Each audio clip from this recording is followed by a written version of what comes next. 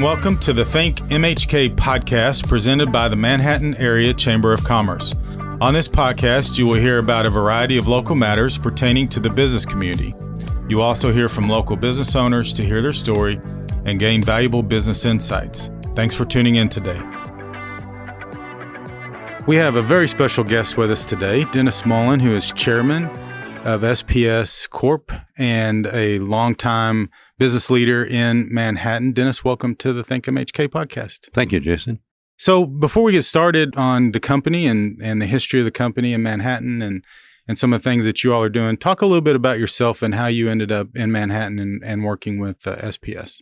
I grew up in the Overland Park area. I went to Pittsburgh State University, and it was during the Vietnam era, and I had taken ROTC so I could stay in college. And then once I graduated, I obviously had a commitment. And my final duty assignment was Fort Riley, Kansas. And I liked it because it was close to home, but never had any anticipation of staying.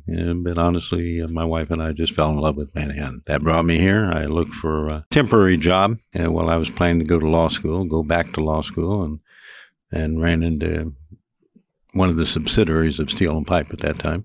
Worked for them for a short time, and I never went to law school. So here I am. It's interesting because we hear all the time about people who are stationed at Fort Riley and end up staying in Manhattan. I don't think I ever knew that you were one of those people. I am. What attracted you to Manhattan in terms of living here?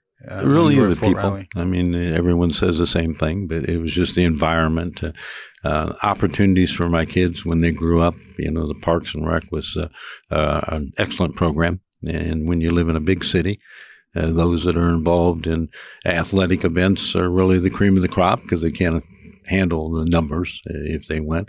And here in a smaller town, you know, my daughters, who weren't very athletic, had that opportunity to meet friends and to be out on the field, learn sports, and enjoy teamwork. And it really was a draw to us. And of course, SPS is the parent company of Steel and Pipe, and you mentioned a minute ago, and that's how most people recognize your company is Steel and Pipe. When did that change take place where the SPS became that? We did that about 5 or 6 years ago. You know, as we started acquiring companies, it just made sense that we have a holding company, and that's what SPS Companies, Inc. is a holding company. Steel and Pipe is one of our businesses. I think we have 13 other businesses that underneath that umbrella today. So SPS was selected as the Chamber's Cornerstone Award winner this year at our Business Awards, which is our version of lifetime achievement in business in Manhattan. So what did winning that award mean to you and to the company? First of all, thank you. We appreciate it. Well, I would take credit, but I didn't vote on that. And so we just present the award. We have a committee that votes on that, but it was certainly well deserved. Steel and Pipe has been active in the community for a long time, but it's kind of the hidden gem of Manhattan. Most people don't know it. It's not a recognizable name. We don't have any customers in Manhattan, Kansas. I don't think a single one. And so it's not something that the average John Doe knows. And our people have been active. So to receive that honor and recognition is really about our people, you know, and the many hours that they have put in dedicating to many social services around the community. And it's a compliment to them, and it's really for them. It's not for us. Advertising gets us a zero advantage, but it certainly is a great opportunity for our people to get a pat on the back for what they do. Yeah, and of course, SPS, Steel and Pipe have just been instrumental in the history of the Manhattan Area Chamber of Commerce, and I believe the only business that's had 3 former chairs. And we're going to talk about, of course, Mr. Goldstein in a minute, but you and then Matt Crocker. And so I can't think of a business that would be more deserving of that award from the standpoint of engagement with the chamber. Thank you. You all have a very interesting history. So as we were presenting the award, I was putting together some of the script for the Business Awards and got a chance to read about how SPS came to Manhattan. Talk a little bit about that story and how you all ended up here. Well, it's a long story, so I'm going to try to make it as short as possible. But we're here by accident. I mean, that's the reality of it. Jack and Sam Goldstein, Sam being Jack's father, was living in Lincoln, Nebraska during the Depression, and we're on hard times. He was looking for an opportunity to make enough money to take care of his family and another family that was living with him. And someone told him that The hide and wool business was active and profitable, and in Kansas it was more profitable than it was in Nebraska. And so he sold his only asset he had, which was a life insurance policy, bought a used car with it. I think it was $836 he got out of that life insurance policy, and bought a used car and was headed to Hutchinson, Kansas, because he had looked at the map and decided Hutchinson was a central place where he could go out west and east and pick up hide and wool and then get them off to Kansas City for finishing. And his car broke down just north of Manhattan at Casement Farm. So he had a double bonus. First of all, Mr. Casement had a lot of sheep and filled his car full of wool, which was his first purchase that he was able to make, and then arranged for his car to be towed into Manhattan. And he ran into Mr. Haynes, Bob Haynes' father, Joe, and Joe says, well, I'll rent you a facility to put that sheep, or the wool in, at $15 a month. And that's why we're here. And we've been here for ever since. That was in 1933. So literally SPS is here because Mr. Goldstein's car broke down. That is correct. That's it. That of all the years I've spent in economic development, that is probably the most interesting story about Sometimes how a company ended lucky, up in a community. So. That is true. It's better to be lucky than good, particularly in this business. So Jack Goldstein took over for his father in 1954 and moved into scrap metal and new steel. And I guess the rest is history at this point. So what did Jack mean to SPS? And ultimately, what legacy does Mr. Goldstein have on Manhattan? Two separate questions, obviously. Jack was... I wouldn't say that Jack was an entrepreneur. I don't think that he would call himself that, even though most people in town would think of him as an entrepreneur because he was doing it. But he was a great developer. He would take an idea and develop it to the next level. He really changed the industry as he came in what's called the steel service center industry as what role a steel service center plays is buying a large quantity of steel from a mill that produces the steel. And most customers don't want to buy 10,000 pounds of a single item. So the service center works at breaking those bundles down and then selling them to the customers in smaller quantities. It's a needed part of the supply chain. But Jack, he was innovative. In fact, my first job at Steel and Pipe was to implement their computer system. And I can remember two things. I can remember the reason he got involved with that idea was the First National Bank at that time was thinking of putting in a computer system. And for those of you that think of computers as your handheld phone today, it was not exactly the reality back in the early 70s. It took a massive room to put a computer in that did as much as your phone does today. And very expensive. And did you have punch cards? Was that part of the deal too? It's I can't go back to the history of that because it's painful sometimes. But many people would say to me, what is Jack buying a computer for? He says, no large company. There wasn't a single company in town. I think K-State had it. I don't think the city had computers at that time. I believe K-State had one, and one other bank had one. And but he saw the future, and I started worrying about whether I was going to have a job and we were going to go bankrupt with all the other conversations I heard around town. But as we went through the ups and downs of the steel industry, it became very obvious his foresight in that area just put us leaps and bounds over our competition who were still making invoices manually and trying to do it. And when volume increased, they just couldn't handle the volume where Jack, because of Jack's foresight, he had many examples like that. We got in the steel business really just to give you a view of how Jack looks. As you mentioned, we were in the hide and wool business before my time, but in the hide and wool business. And Jack says, well, we're sending out empty trucks to western Kansas to pick up hide and wool and bring them back. Well, we need a commodity.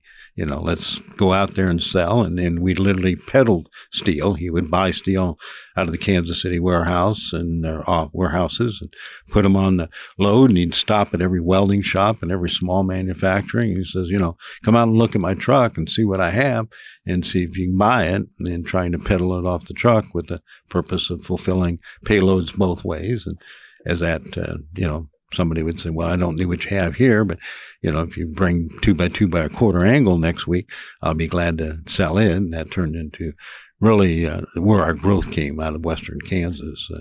The Kansas City warehouses didn't want us to grow, but that was our heart in Western Nebraska and Western Kansas. So talk about, again, Mr. Goldstein's legacy then on Manhattan, because obviously there's so many organizations in this community that have benefited greatly from the Goldstein Foundation and other things in Manhattan. Jack loved Manhattan, and he fought hard to make Manhattan a better place to live.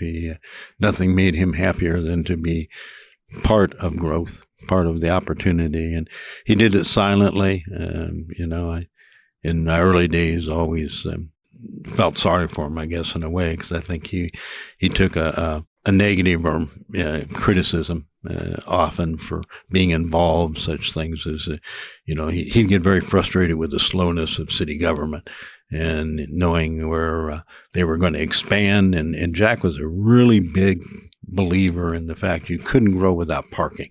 If you're going to build retail, you got to have parking there for the places, It just drove him crazy to get on campus, and to get involved in the art museum and McCain and not have parking right next door. He didn't think it'd be successful. So in a lot of cases, Jack would go buy adjacent land because the city couldn't do it, or if they did it, they paid way too much for it. So he could go buy it in the private market, turn around and sell it with no profit to him, to the city. And get that done where he could add parking. There's many parking lots in this town Jack initiated as part of development around there. He was a big advocate for the downtown mall. He worried about the downtown mall going up at the airport and really losing the identity of downtown. And he believed that we just couldn't afford to lose that identity. The facility that we're standing in now and the Steel and Pipes offices are in, is only here because of downtown mall. He agreed to make a private investment to allow leverage for a $10 million grant out of the federal government.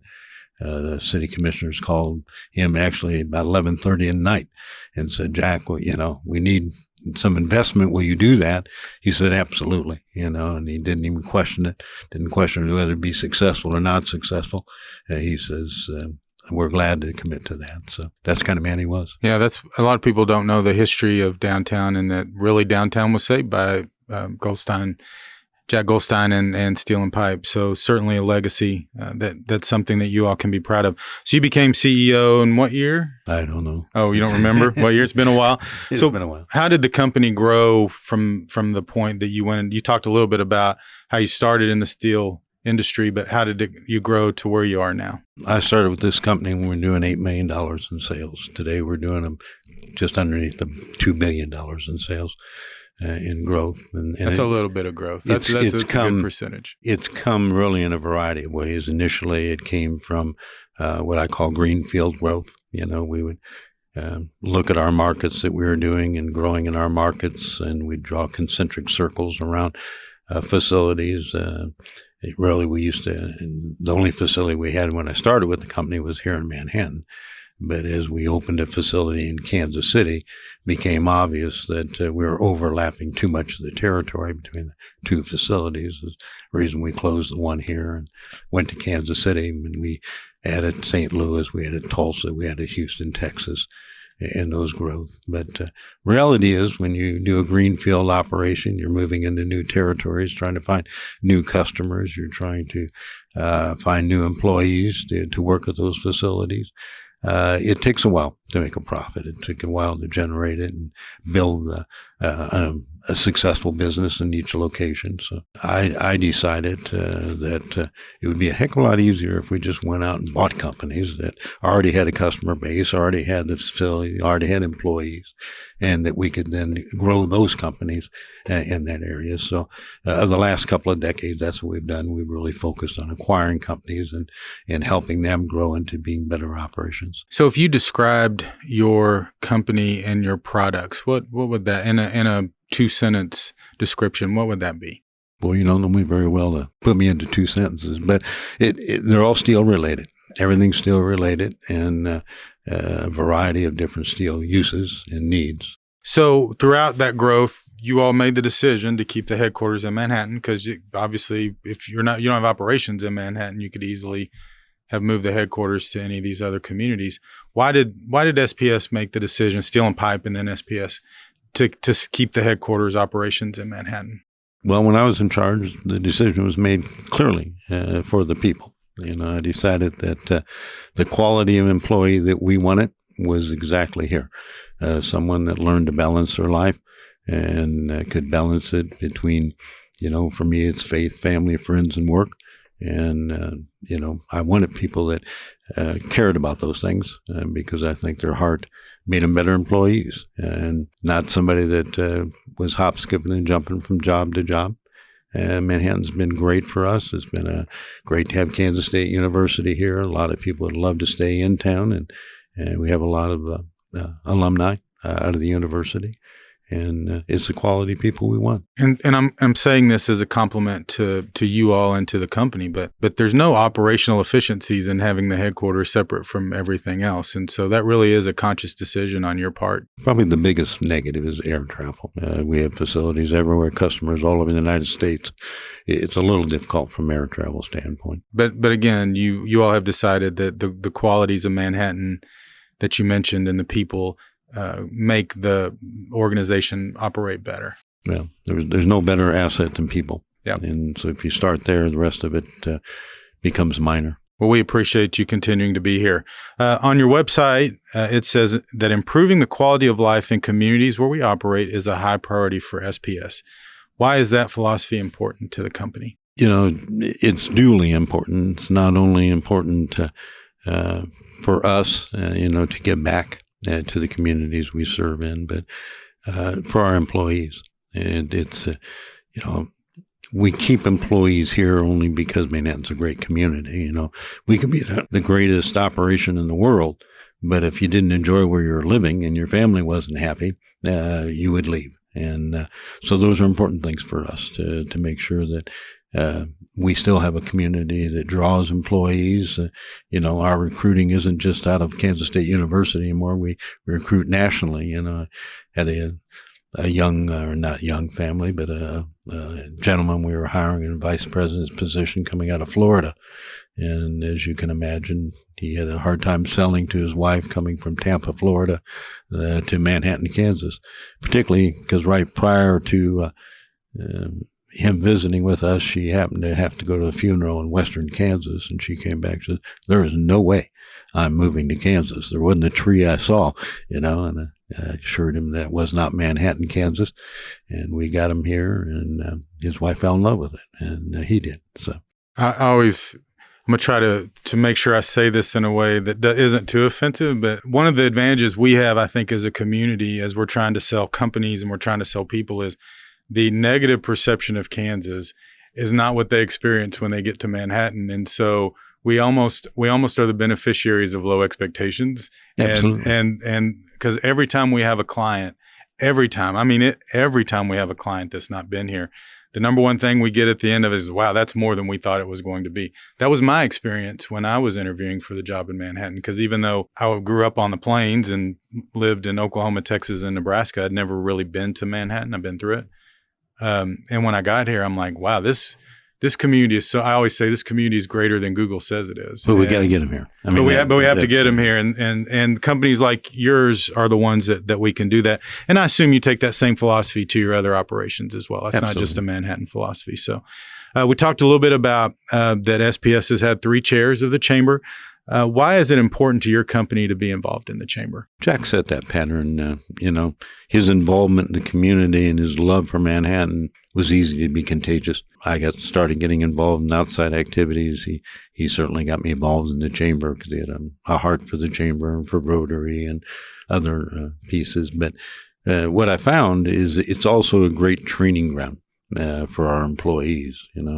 If you think you have trouble managing your employees, go try to manage a lot of volunteers sometime. And there's challenges to that. And there's challenges to keeping a budget and learning how to manage a budget and learning how to hire the right people. And those are good training grounds. They're good opportunities, and not only an opportunity to give back to the community and I'm a person that believes that happiness comes from what you give others, much more than what you get.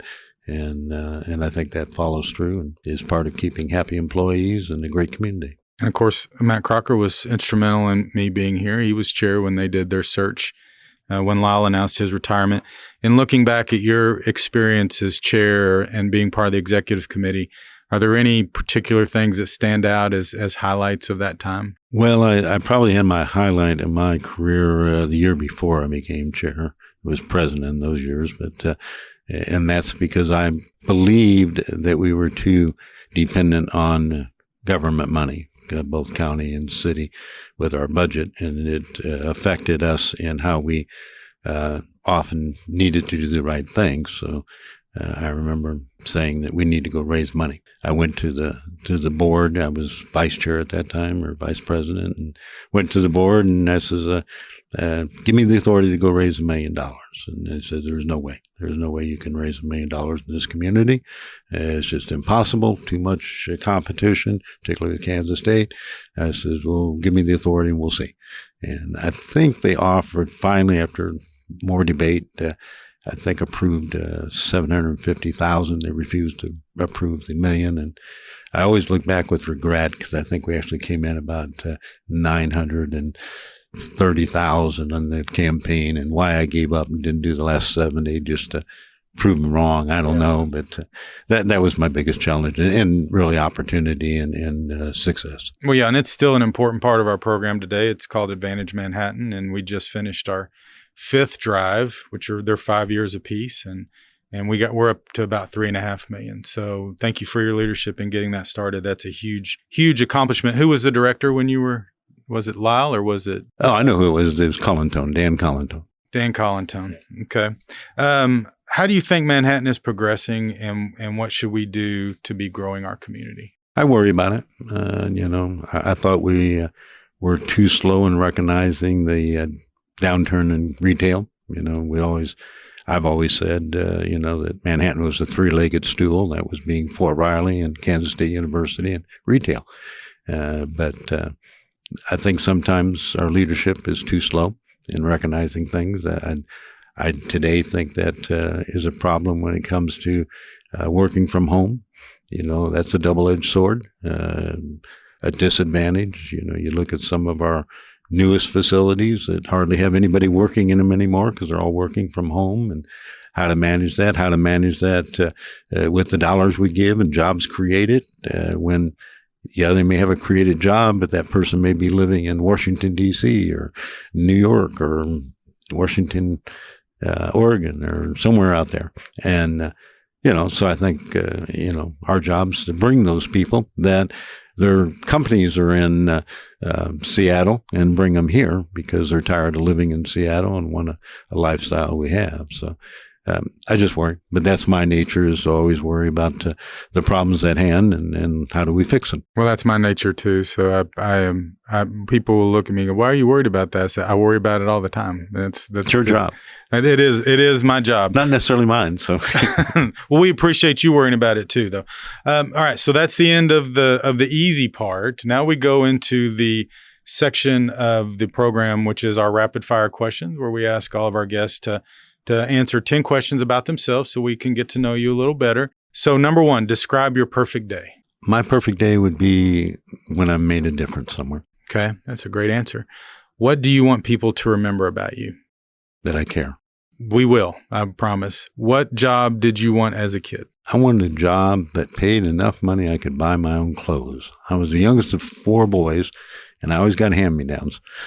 All my clothes were out of style by the time I got them, and I just wanted a job I could buy my own clothes. Yeah, my dad has had that same. He didn't have hand-me-downs, but his family couldn't afford new clothes, and so he told me all the time part of the reason why he got jobs was so he could buy his own clothes. So, well, speaking of that, what was your first job? Well, my first job was probably babysitting. About 25 cents an hour. My first real job was at a company called GEM. It stood for Government Employees Market. Forefront to Walmart. It was kind of creative idea. Walmart hadn't spread into the big cities, but it was one of those mass operations you could go and you had sporting goods and shoes, clothes and hardware and everything, groceries, all in one roof. common today, but it wasn't at that time. And started there as a stock boy, ended there as vice assistant manager of a department when I left high school. I know you've expressed you're not really a material person, but what is your most valued possession? My family. What skill would you most like to learn? Love to be able to sing. I think a lot of us are like that. I feel sorry for people around me because I do sing. I just don't sing well. I think the people in my office would tell you the same thing about me. So they like to laugh about they hear me sing down the hallways. I tell people when said let's sing Happy Birthday. I said, well, my gift to you is I'm not going to sing. So there you go. What is the one thing that instantly makes your day better? Helping somebody. So we talked a little bit about this, but do you prefer working remotely or in the office? In the office. I'm with you on that. How do you deal with work stress? Balance of life. I make sure that I don't carry work 24 hours a day and then have other things in my life that, I tell people all the time, your iPhone's a wonderful tool until it runs out of batteries, and then it's worthless. And I feel the same way about human beings, and we have to find ways to regenerate and recharge ourselves, and I try to do that. That's good advice. Speaking of advice, what advice would you give the 19-year-old Dennis Mullin? Work hard and polish your social skills, how to deal with people. It's great advice. Dennis, thank you so much, not just for your leadership with SPS, but with the Chamber and in the community, and thank you for being with us today. Thank you for the opportunity. Thanks for listening to this episode of ThinkMHK, a podcast produced by the Manhattan Area Chamber of Commerce. If you enjoyed the ThinkMHK podcast, we'd love for you to subscribe and share it out on your social media channels. Feel free to reach out to us on Facebook, Twitter, or Instagram at the Manhattan Area Chamber of Commerce.